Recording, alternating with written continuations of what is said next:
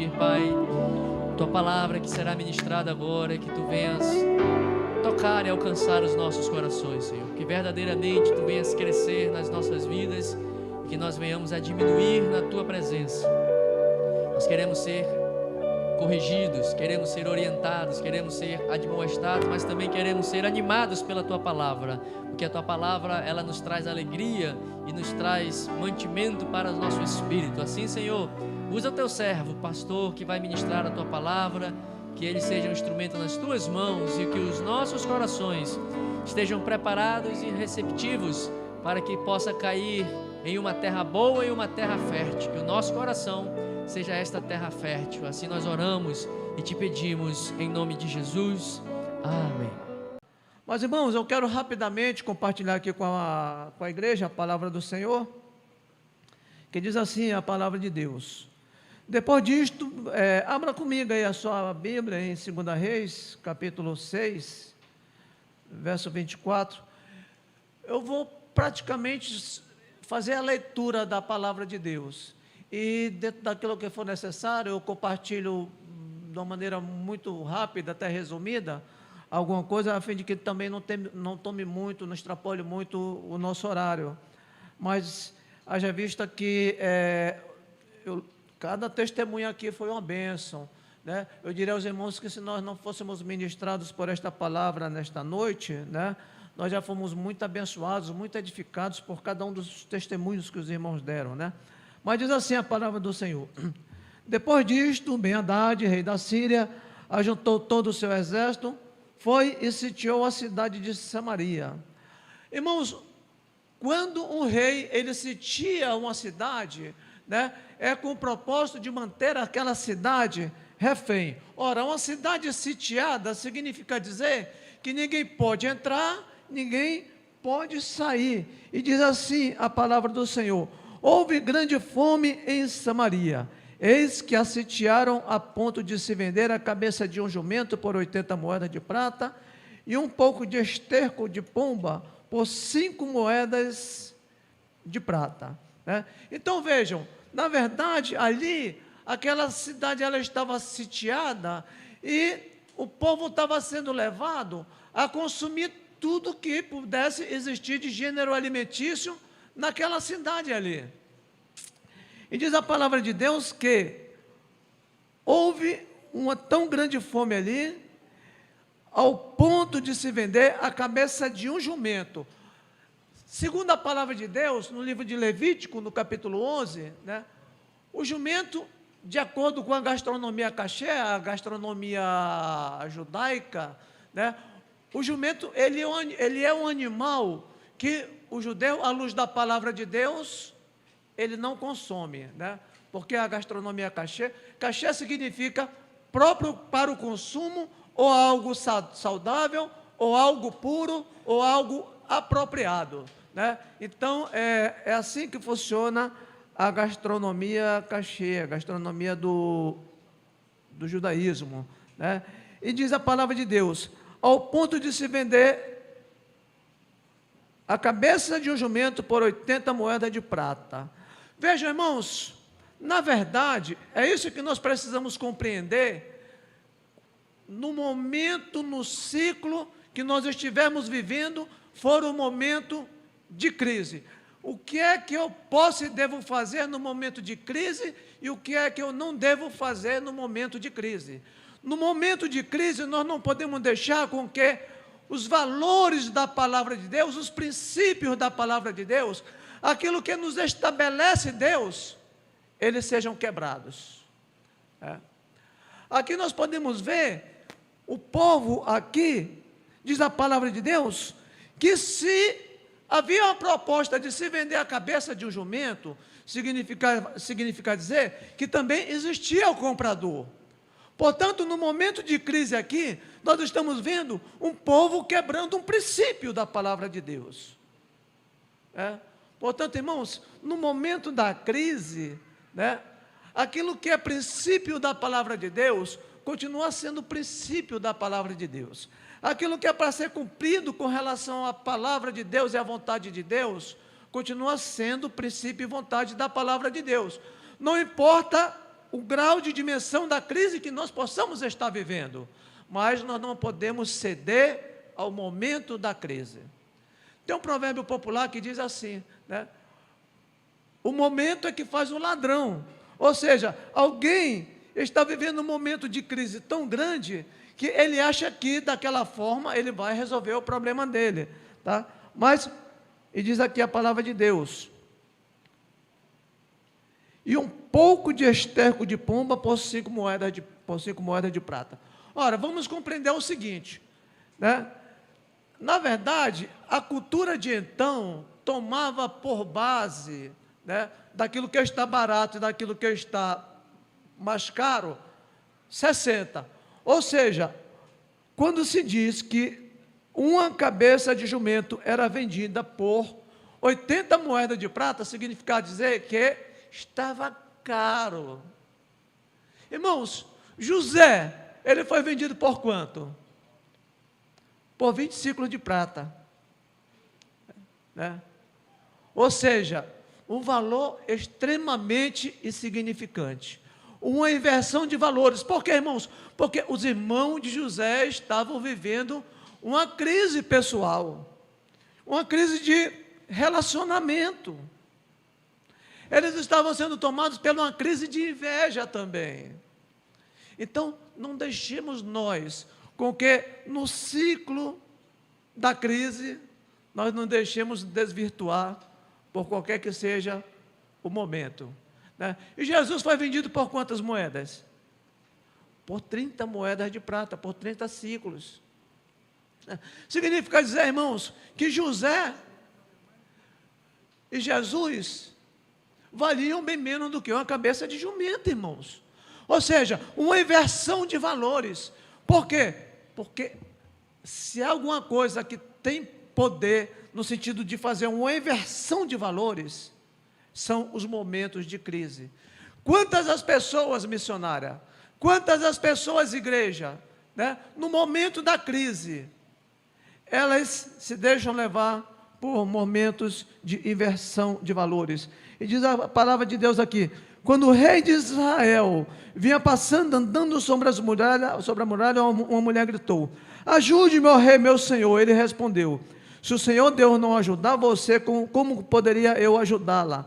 Com a eira ou com o lagar? E o rei acrescentou, qual o seu problema? Ela respondeu, esta mulher me disse, dê o seu filho para que hoje o comamos e amanhã comeremos o meu. Assim cozinhamos o meu filho e o comemos, mas no outro dia, quando eu disse a ela, dê o seu filho para que o comamos, ela o escondeu, né? Então, irmãos, nós podemos observar aqui que o momento de crise fez uma inversão de valores tão grande, que aquilo que não tinha valor, que era a cabeça de um jumento, aquilo que não tinha valor, que era o esterco da pomba, passava a ter mais valor do que os filhos de uma mulher missionária.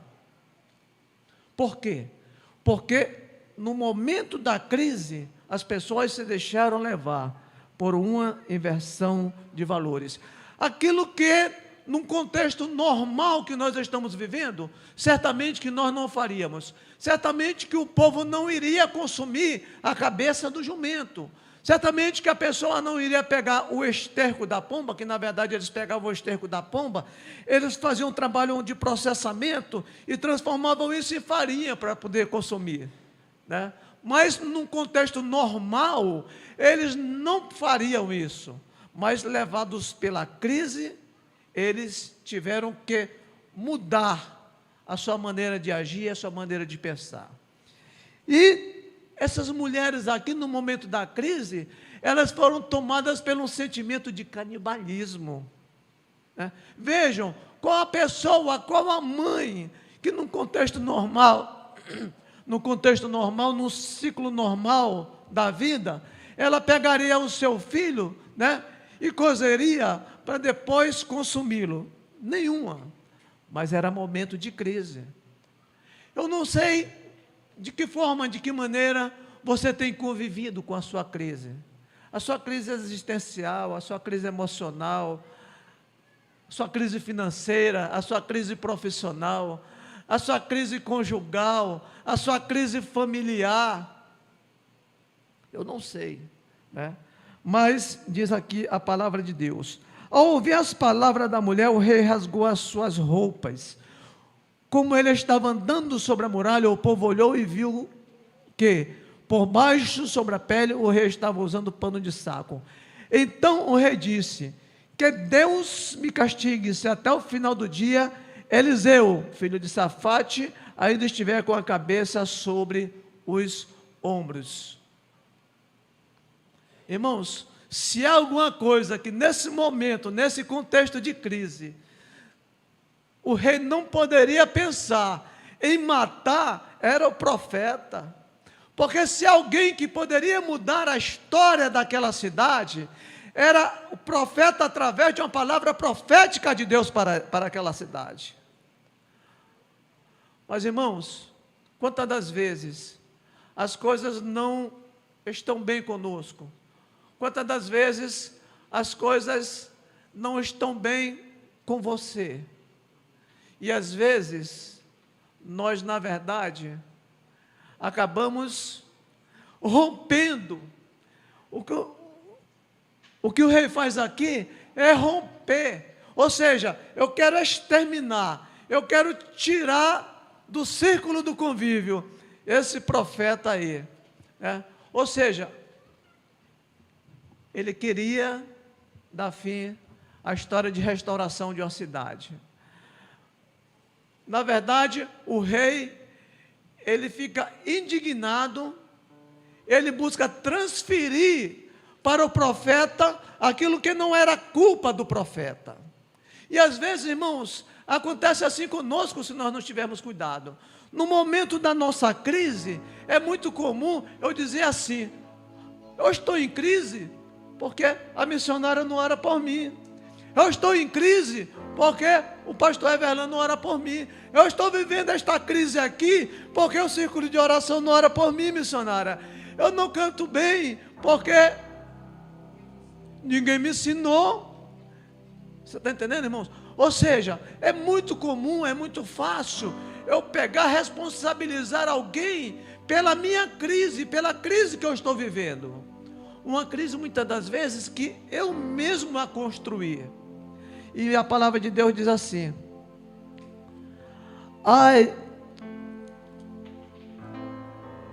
deixa eu voltar aqui. Que Eliseu estava sentado em uma casa junto com os anciãos. Eliseu estava sentado em sua casa junto com os anciãos. O rei enviou um homem à sua frente, mas antes que o mensageiro chegasse, Eliseu disse aos anciãos, né? Então, irmãos, o que nós precisamos compreender aqui na palavra de Deus é que o rei, ele manda um mensageiro em direção ao profeta para compartilhar com o profeta ali aquilo que haveria de acontecer com o profeta. O rei determina ali uma sentença para com o profeta. Ora, quem tem coisas boas no coração, ministra a bênção. Mas quem não tem coisas boas, ministra coisas ruins, né? Mas olha só que coisa maravilhosa. Mas antes que o mensageiro chegasse, ou seja, irmãos, ei, povo de Deus, se você está tendo comunhão com Deus, se você desfruta de intimidade com Deus, nada vai te pegar de surpresa. O inimigo, em momento algum, vai te surpreender. Nada vai te surpreender. Sabe por quê? Porque você tem intimidade com Deus. O Deus que você serve, Ele te mostra, Ele te revela, Ele te conduz, Ele te esclarece. E antes de um mensageiro chegar diante do profeta, diz aqui a palavra de Deus, mas antes que o mensageiro chegasse, Eliseu disse aos anciãos, ora, Eliseu estava ali, o momento, irmãos, era um momento de caos, a cidade estava vivendo de cabeça para baixo, mas olha a postura do profeta. O profeta estava ali numa postura de estabilidade. Eu louvo a Deus, sabe, irmãos, Missionária, uma vez eu estava conversando com um irmão nosso em Cristo Jesus, e eu dizia para ele o seguinte: eu louvo a Deus por Deus ter conduzido a missionária Rosilene para estar neste momento conduzindo a nossa igreja. Você não tem ideia da segurança que eu tenho. Eu tenho. Sabe por quê, irmãos? Porque nós aqui, a exemplo aqui do profeta, diz a palavra de Deus, no meio da crise, estava tudo de cabeça para baixo, mas o profeta, ele está lá assentado, com estabilidade, com postura. Era crise? Era, mas ele não estava se deixando envolver pelo momento da crise, ele estava se deixando conduzir por Deus, para tirar o povo de uma crise. Aleluia, louvado seja o nome do Senhor. E diz assim: vocês estão vendo como aquele filho de um assassino mandou alguém para cortar a minha cabeça? Quando o mensageiro vier, fechem a porta e empurrem-no com ela. Não é fato que logo depois dele se ouvirá o barulho dos passos de seu senhor. Enquanto Eliseu ainda falava com eles, chegou o rei, que disse: eis que este mal vem do Senhor Deus, que mais poderia eu esperar do Senhor? Ou seja, o rei aí, na verdade, ele transferia o caos daquela cidade. Porque, irmãos, quem era o rei dessa época aqui? Era Jorão, filho de Acabe e filho de Jezabel. Portanto, a linhagem dele estava relacionada no sentido de que eles eram adoradores dos deuses lá de Baal, dos Baalins. Portanto, o relacionamento dele ofuscado, riscado, comprometido, era o cumprimento da palavra de Deus. A Bíblia diz que as trevas não se unem com a luz. Quem era Eliseu? Eliseu, ele era discípulo de quem? De Elias. E aqui, Jorão era filho de quem? Filho de Raabe e de Acabe. Então vejam, qual o contexto que o profeta Eliseu, ele se encontrava? Não era um bom contexto, não era um momento muito fácil, mas, irmãos, Deus tinha algo para fazer em favor daquela cidade. Deus queria mudar a história daquela cidade. Eu quero dizer para você nesta noite, é tempo de você experimentar um novo tempo na sua vida. Aleluia.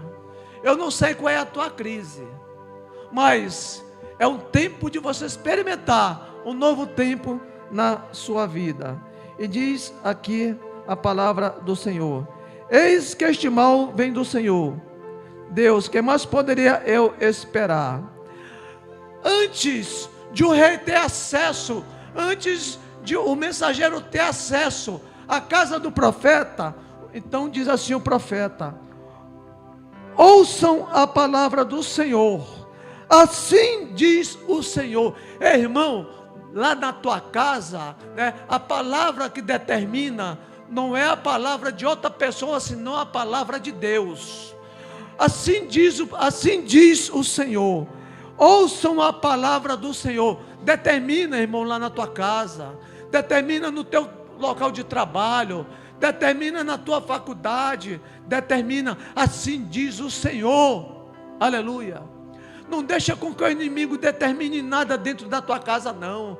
Não deixa com que na crise o inimigo determine nada dentro da tua casa, dentro da tua família. Faz que nem o profeta. Assim diz o Senhor: amanhã a estas horas, mais ou menos, junto ao portão de Samaria, uma medida o povo antes estava buscando consumir cabeça de jumento, farinha processada de esterco de pinto. Aleluia, aleluia. E agora, uma palavra profética é liberada. Uma palavra profética é liberada. E agora o profeta de Deus, e agora o homem de Deus, ele profetiza. Ele diz: olha, uma medida da melhor farinha será vendida por 1 moeda de prata, e 2 medidas de cevada serão vendidas por 1 moeda de prata. Porém, um capitão em cujo braço o rei se apoiava respondeu ao homem de Deus: mesmo que o Senhor Deus fizesse janela no céu, será que isso poderia acontecer? Quantos irmãos não têm buscado duvidar da palavra profética? Nesta igreja, neste ministério, Assembleia de Deus do Brasil na Amazônia, aqui tem palavra profética. Aleluia. Não duvide da palavra profética. Seja ela ministrada pelo pastor, seja ela ministrada pelo missionário, pela missionária, ou pelo irmão que de repente não tem um cargo na igreja, mas que Deus quer através dele trazer para a igreja uma palavra profética. Não duvide de uma palavra profética. Você vai ver o que aconteceu com este homem aqui, pelo fato de ele duvidar, de ele não dar crédito para uma palavra profética. O profeta respondeu: eis que você verá isso com os seus próprios olhos, mas não comerá disso. Eu quero dizer, irmãos, para você, né, de que milagre, maravilhas ficam para experimentar aqueles que tomam posse, aqueles que acreditam. Aleluia, louvado seja o nome do Senhor. E diz a palavra de Deus: 4 homens leprosos estavam à entrada do portão da cidade. Eles disseram uns aos outros: para que vamos ficar aqui sentados até morrer? Se decidirmos entrar na cidade, há fome na cidade. Se morrermos lá, se ficarmos sentados aqui, também morreremos. Vamos então para o arraial dos sírios e nos entregamos a eles. Se nos deixarem viver, viveremos. Se nos matarem, apenas morreremos. Ao anoitecer, eles se levantaram para ir ao arraial dos sírios. Quando chegaram às imediações do arraial, eis que lá não havia ninguém. 4 leprosos saem em direção ao arraial do inimigo. Aquele exército poderoso que estava preparado para, em qualquer momento, investir ali contra aquela cidade. Mas diz assim a palavra do Senhor no verso 6 do capítulo 7: porque o Senhor tinha feito com que no arraial dos sírios se ouvisse um ruído de carros de guerra e de cavalos, e o ruído de um grande exército, de maneira que disseram uns aos outros: eis que o rei de Israel contratou o rei dos heteus e o rei dos egípcios para virem contra nós. Ora, irmãos, na verdade eram 4 leprosos ali a caminho ali daquele exército ali, né? A caminho daquele arraial. E a palavra de Deus diz: olha que coisa maravilhosa. Diz assim a palavra do Senhor: eis, porque o Senhor tinha feito com que o arraial dos sírios se ouvisse um ruído de carros. Quem ia para lá eram leprosos, mas Deus disse: olha, eles vão ouvir um ruído de carros. Eram leprosos que estavam indo para lá, mas o Senhor fê-los ouvir carros de guerra. Eram leprosos que estavam caminhando para o arraial, mas o Senhor fê-los ouvir ruídos de um grande exército. E diz a palavra de Deus, irmãos, que eles ficaram de tal modo temerosos, que eles, por isso, ao anoitecer, eles se levantaram e fugiram, abandonando as suas tendas, os seus cavalos e os seus jumentos, e deixando o arraial como estava, fugiram para salvar as suas vidas.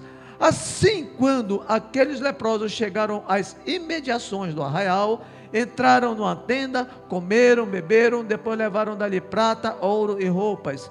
Então se foram e esconderam tudo. Voltaram outra vez, tinha que ser redundante, voltaram, entraram em outra tenda e dali também levaram o que havia e esconderam.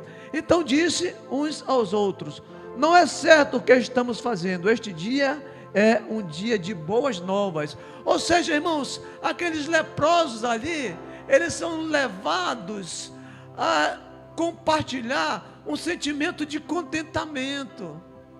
Ou seja, no momento da tua bênção, no momento do teu contentamento, compartilha com o teu próximo, compartilha com o teu doméstico da fé, compartilha com o teu irmão, né? E diz a palavra do Senhor aqui: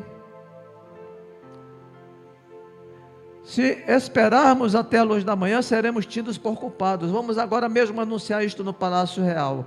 Assim eles foram e gritaram para os porteiros da cidade, anunciando o seguinte: fomos ao arraial dos sírios e lá não vimos nem ouvimos ninguém. Encontramos apenas os cavalos, os jumentos amarrados e as tendas como estavam. Então os porteiros gritaram e fizeram anunciar a notícia no interior do Palácio Real. O rei se levantou de noite e disse a seus servos: deixem que olha só, irmãos, Deus abençoando o povo, Deus abençoando a cidade, e o rei diz assim: deixem que eu explique a vocês o que os sírios nos fizeram. Eles sabem que nós estamos famintos, por isso saíram do arraial e se esconderam no campo, pensando assim: quando eles saírem da cidade, nós os apanharemos vivos e entraremos na cidade. Ou seja, tem pessoa que ela é tão pessimista, mas tão pessimista, que Deus está ministrando, Deus está abençoando, Deus está prosperando, e a pessoa, ela não olha, ela não consegue enxergar de que ali tem um agir de Deus, de que ali tem um prover de Deus. Em tudo, ela vê ali, aqui na verdade, irmãos, é a concepção desse rei, né? Ali, o povo sendo abençoado, e o rei diz: não, é uma cilada isso aí.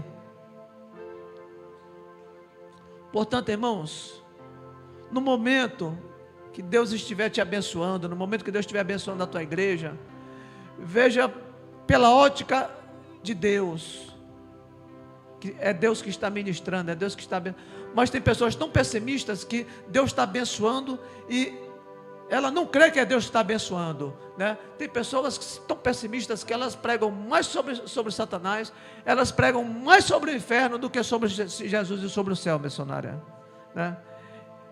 E diz aqui a palavra do Senhor, né? Irmãos, para resumir, diz a palavra de Deus que diante da ministração da bênção de Deus, do prover de Deus para este povo aqui, né, o rei manda o capitão para a porta, no sentido de que houve uma liberação para o povo chegar até ali o lugar daquela bênção. Agora, quem sabe o rei manda aquele porteiro ficar para ali com o intuito de organizar, mas não teve como organizar. O povo estava ali sedento, o povo estava ali com fome, né? E sabe o que acontece, irmãos? Diz a palavra de Deus, né? Aquele capitão havia respondido ao homem de Deus: mesmo que o Senhor Deus fizesse janela no céu, será que isso poderia acontecer segundo esta palavra? Ao que o profeta havia respondido: eis que você verá isso com seus próprios olhos, mas não comerá disso. E assim aconteceu com ele, porque o povo atropelou-o no portão e ele morreu, né? Sabe por quê, irmãos? Alguém que não deu crédito a uma palavra profética, e ele foi ali e ficou no portão, e ali ele morreu esmagado no portão, e a palavra do profeta, ela se cumpriu, e ali teve um povo que foi suprido, e ali teve um povo que foi saciado. Eu quero encerrar essa fala, eu quero encerrar essa ministração lendo para os irmãos a palavra de Deus que se encontra aqui no Salmo 31, no verso 24. Na tua crise, seja forte, e que o teu coração se revigore, e que você espere no Senhor. Que Deus em Cristo nos abençoe, e o Espírito Santo de Deus possa aplicar esta palavra aos nossos corações.